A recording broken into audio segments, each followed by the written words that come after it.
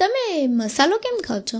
હું માવો એટલા માટે ખાઉં છું કેમ કે હું માવો પી નહીં શકતો. આ કોઈ જવાબ થયો તમારો? તો આ કઈ સવાલ છે તમારો? માવો હું કામ ખાવ છું? અરે ભાઈ, બજારમાં મળે છે એટલે ખાઈએ છીએ. બજારમાં તો સાબુ, શેમ્પુ બધું મળે. શું બધું ખાશો? કેમ કે એ ખાવાની વસ્તુ નહીં બેન. તો માવો ખાવાની વસ્તુ છે? હા, અને ખાવાથી મને મજા આવે. હું કહું હવે માવો નાખું ને તો મને જાજરું નહીં થયું.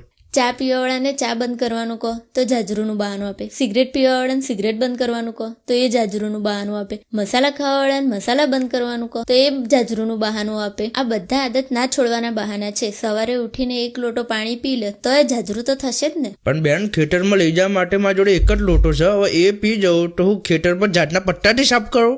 અરે 2 લોટા લઈ જવાનું રાખો. પણ બેન, ઘરે બહેરી છોકરા છું મારા, એમના હું 2 લોટા લઈને જાઉં ને તો એવું લાગશે કે આ તો જેને કોઈક સોરી યારે જાજરૂ પાર્ટી કરું છું.